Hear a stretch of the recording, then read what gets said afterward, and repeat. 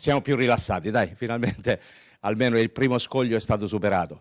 Siete felici, insomma. E felici proprio. Abbiamo bisogno di pace e tranquillità, e stare in questa famiglia, che ci vogliono bene. È una giornata di festa oggi a Casa Sandra, la Onlus di Albignasego, che ospita un gruppo di anziani e se ne prende cura. Da mesi Pietro Merola e la moglie si battono per non chiudere dopo un'ordinanza del sindaco. Ieri sera finalmente il Consiglio regionale del Veneto ha approvato una legge che istituisce l'affido per anziani e per adulti in difficoltà. La proposta di legge presentata 5 anni fa è stata votata all'unanimità dai consiglieri, molti dei quali si erano presi a cuore la storia della Onlus di Albignasego che Rete Veneta aveva più volte raccontato. Mi ha avvisato direttamente il presidente Ruffato, che ringrazio veramente tanto. Lo stesso Ruffato era stato in visita a Casa Sandra per verificare l'operato della Onlus. Le forme di affido, secondo questa legge regionale, potranno essere diversificate, dal piccolo aiuto domestico sino alla convivenza. Se il principio è sacrosanto che l'anziano deve scegliere lui,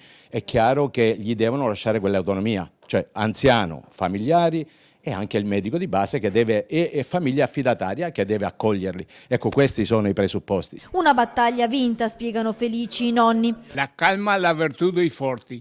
E si preparano a festeggiare anche i 102 anni di Elvira, la più anziana del gruppo che non rinuncia alla messa in piega. Bisogna farsi belli, no? Speriamo che ci siano altre famiglie che vogliono fare la stessa cosa e sicuramente sarà una cosa bellissima per chi lo fa e per chi lo riceve, insomma. Vi devo veramente ringraziare tanto che siete stati voi a sostenerci e a darci pure la forza per continuare. Grazie di tutto.